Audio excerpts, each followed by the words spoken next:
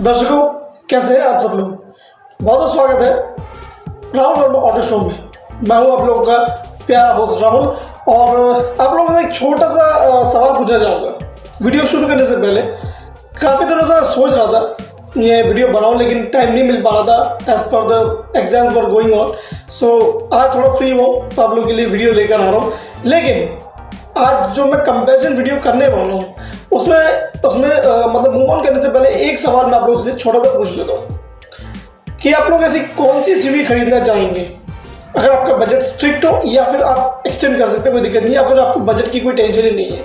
ठीक है, तो मतलब आप क्या एक फुल मतलब एक फ्रंट व्हील ड्राइव एसयूवी लेना चाहेंगे या फिर एक कंप्लीट 4 व्हील ड्राइव एसयूवी लेना पसंद करेंगे, और बजट क्या मायने रखता है आप लोगों के लिए, ये मैं आप लोगों के लिए सब चीज़ें आज वीडियो में कवर करूँगा। लेकिन मेरा एक अभी अपना बोलते हैं ना कि अपना ओपिनियन है आप लोगों के साथ शेयर कर रहा हूँ, तो आप प्लीज़ आपको एक पोल मिलेगा, उसमें आप जाके ज़रूर उसको पार्टिसिपेट करिए। आप अपने राय रखिए, अपने जो है ना आप अपने एक्सपीरियंस शेयर करिए। क्या आप सोचते हैं एसयूवीज़ की मतलब जो गाड़ियाँ होती है कैटेगरी की, उस कैटेगरी की जो गाड़ियाँ उनके प्रति आप लोगों को क्या सोच है, और कौन सी गाड़ी आपके लिए ज़्यादा बेनिफिशियल होती है।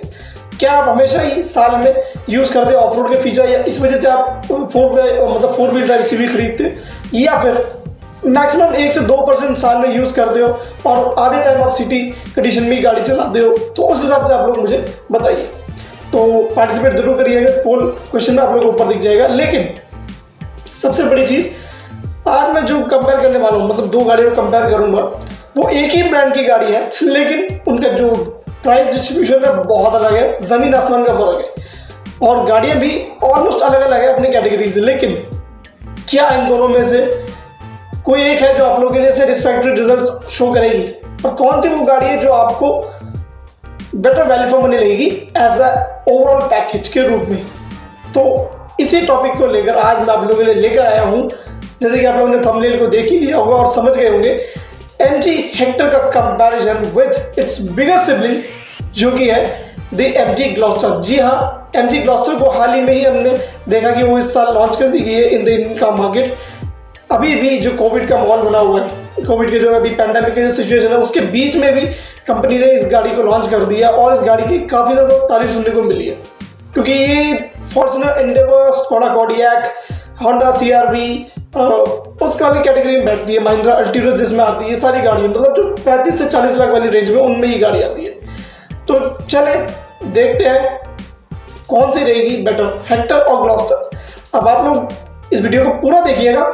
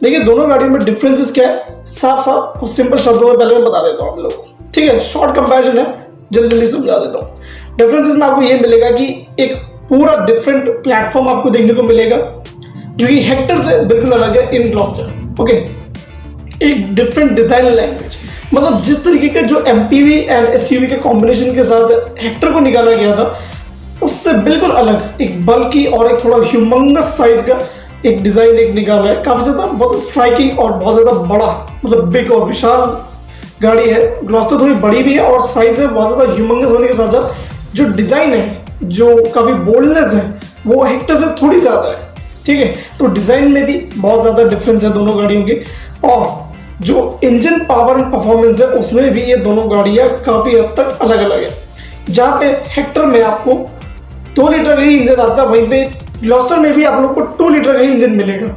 लेकिन वो 2 लीटर आप लोग को थोड़ा डिफ्रेंशिएट करने में आसानी रहेगी, क्योंकि हेक्टर में जो इंजन है 2 लीटर का टर्बो डीजल, वो प्रोड्यूस करता है almost 170 bhp of maximum power output. और उसी तरह अगर आप देखोगे इन एमजी ग्लॉस्टर, तो वो प्रोड्यूस करती है almost 210 bhp of maximum power output, और वो काफ़ी ज़्यादा पावरफुल बन जाती है because it's twin turbo diesel engine. Okay, और सिंगल टर्बो के साथ आती है एमजी हेक्टर के अंदर जो डीजल इंजन अवेलेबल है। तो इस हिसाब से देखिए तो गाड़ी के परफॉर्मेंस में भी डिफरेंस है, लेकिन चलाने के मामले में कौन सी बेस्ट रहेगी?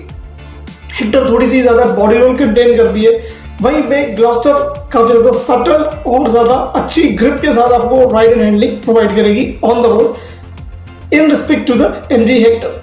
तो यहाँ पे डिफरेंस ये आ गया कि दोनों गाड़ियों के चलाने में भी फर्क है, और दोनों गाड़ियों में जो प्लेटफॉर्म, जो डिज़ाइन लैंग्वेज और जो चीज़ें जो थी मैंने बताई मेन चीज़ें, वो भी अलग अलग है। और दोनों गाड़ियों में आपको टायर साइज भी अलग मिलेंगे, जिससे कि आपके जो मतलब जो ड्राइविंग प्लेजर है उसमें आपको थोड़ा बहुत फर्क नजर आएगा। 19-20 का मैक्सिमम फर्क नजर आएगा, उससे ज़्यादा नहीं, क्योंकि हेक्टर में आपको 17 इंच के व्हील्स आते हैं, वहीं पे ग्लॉस्टर में आपके पास आई थिंक 18 या 19 इंच की व्हील्स के ऑप्शन है on the top variant, the savvy variant, जो कि एमजी ग्लॉस्टर की शेवी वेरिएंट है उसके अंदर। तो उसमें आप लोगों को 18 और 19 इंच के रिम्स मिलेंगे, तो वो ज़्यादा अच्छा और better off road as well as आपको सिटी कंडीशन में चलाने के लिए काफ़ी अच्छा वो एक राइड क्वालिटी प्रोवाइड करेगी। तो ये थे कुछ ऐसे नॉर्मल डिफरेंसेस। अब बात करते हैं इन दोनों गाड़ियों में आने वाले सिमिलैरिटीज़ क्या क्या। देखिए, दोनों गाड़ियों के इंजन सेम साइज के हैं, 2 लीटर के, और लेकिन सबसे इंपॉर्टेंट चीज़ हेक्टर में जो आती है वो फीट से सोर्स है, और एमजी का ये वाला जो इंजन है ये एक ऑल न्यू इंजन है, इन हाउस डेवलप्ड इंजन है, जो कि ज़्यादा पावरफुल भी है और एक तरीके से आप लोग को ऑफ रोड वाले कंडीशंस में जाने के लिए ज़्यादा कारगर भी ये इंजन साबित होगा then the MG Hector. Okay, then the engine getting in the MG Hector. Okay, sorry for that, thanks my bad. So ये तो हो गई इनकी नॉर्मल सी बातें। अब सिमिलैरिटीज़ के बारे में जैसे बता रहा था आप लोगों को, सिमिलैरिटीज़ ये है कि इन दोनों गाड़ियों में फीचर्स बिल्कुल बराबर के मिलते हैं। दोनों गाड़ियों में फीचर्स की कोई कमी नहीं है, ठीक है। अच्छा, आप इलेक्ट्रॉनिक्स की फीचर्स की बात करें, कंफर्ट एंड कन्वीनियंस की बात करें, मैक्सिमम टू मैक्सिमम 2 या 4 फीचर्स एक्स्ट्रा होंगे ग्लॉस्टर में, अदरवाइज दोनों गाड़ियों में फीचर्स इक्वली डिस्ट्रीब्यूटेड है। और अब इनके टॉप स्पेक वेरिएंट्स को आपस में कंपेयर करते हैं, जहाँ पे एमजी की मतलब एमजी हेक्टर की शार्प वेरिएंट, वहीं पे एमजी ग्लॉस्टर का जो शेवी वेरिएंट है उसको आप अगर लेके आए तो फीचर्स में कोई कमी नहीं है। Like Android Auto, Apple CarPlay वाला इंफोटेनमेंट सिस्टम दोनों में ही बहुत बड़े बड़े आते हैं, और panoramic sunroof, disc brakes in all the 4 wheels, ठीक है। अब एक कैबिन, एक स्पेशियस कैबिन मिलता है, रूमियर वाइडियर कैबिन मिलता है इन दोनों गाड़ियों के अंदर, और जो क्वालिटी ऑफ मटेरियल्स है, मतलब जो बिल्ड क्वालिटी है, उनमें भी कोई कमी नहीं है। दोनों गाड़ियाँ बेस्ट बिल्ड क्वालिटी के साथ आती है, चाहे वो हेक्टर हो या फिर ग्लॉस्टर हो।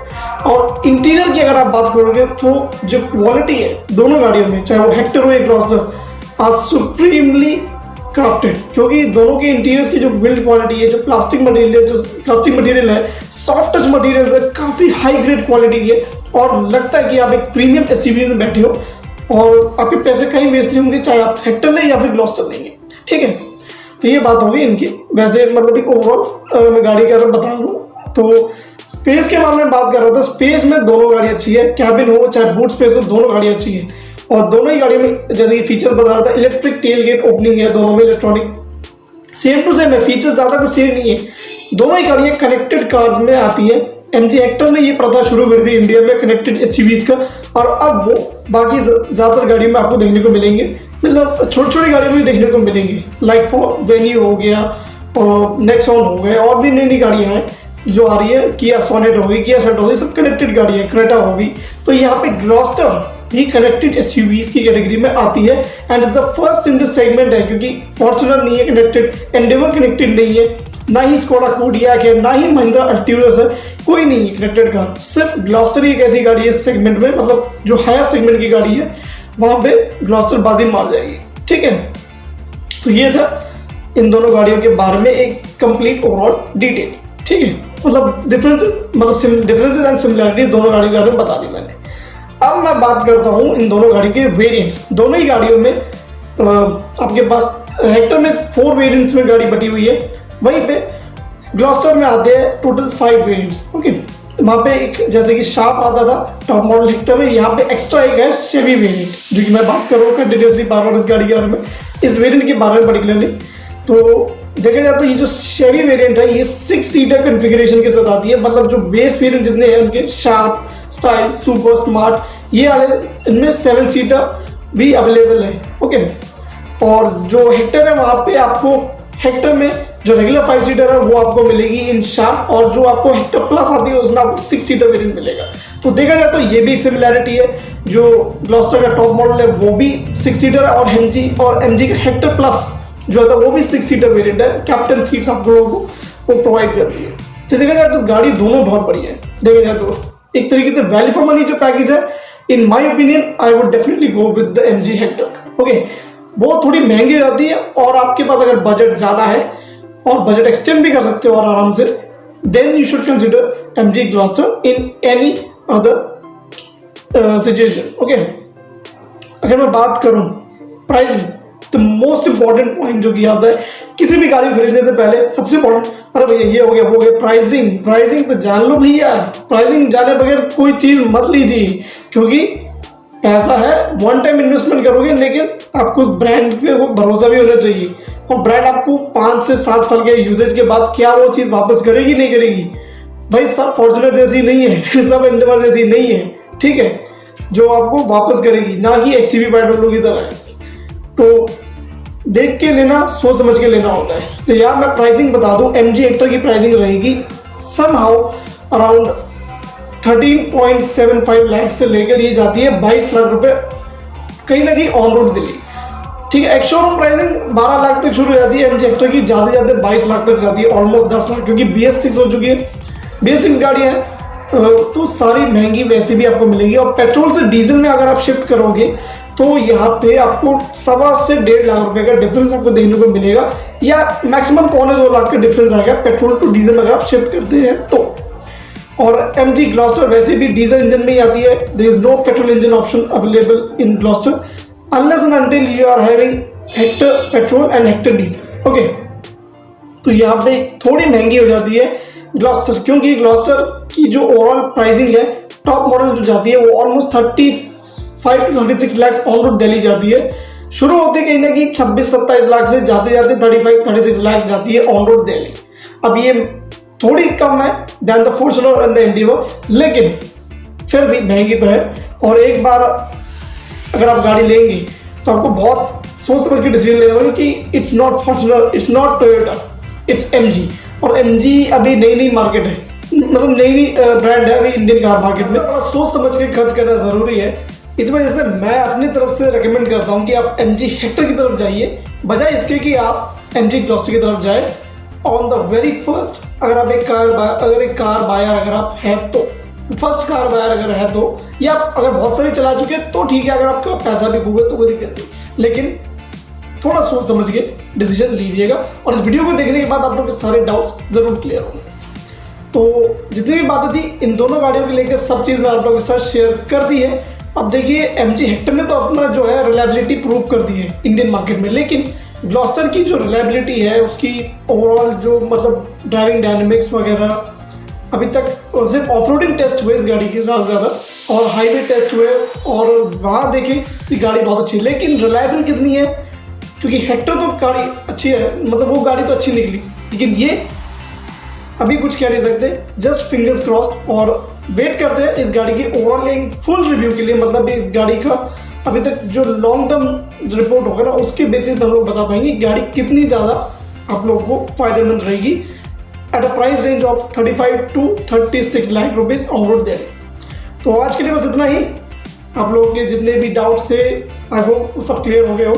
तो आज की वीडियो यही समाप्त करता हूँ और कुछ भी जानना हो कमेंट सेक्शन में अपने सवाल छोड़ दीजिएगा। मैं आप लोगों को ज़रूर हेल्प करूँगा उन सारी चीज़ों को ओवरकम करने के लिए। और वीडियो को लाइक करिए, शेयर करिए on all the social media platforms, subscribe करिए मेरे चैनल को और फॉलो कर लीजिए इंस्टाग्राम पे, क्योंकि नए नए वीडियोस के आने से पहले मैं थोड़ा बहुत अपडेट डाल देता हूँ, कभी कभार बीच में डालता रहता हूँ, अदरवाइज मैं नहीं डालता हूँ, सीधा यूट्यूब पे अपलोड होती है वीडियो। तो आज के लिए बस इतना ही, मिलेंगे बहुत ज़्यादा नेक्स्ट वीडियो सेशन में। तब तक इस वीडियो को एंजॉय करिए और अपना ध्यान रखिए। Stay home, stay safe, till then जय हिंद, धन्यवाद एंड शब्बा खैर। मिलेंगे बहुत जल्द एक नेक्स्ट इंटरेस्टिंग से टॉपिक में, right on to a new video. तब तक के लिए गुड बाय।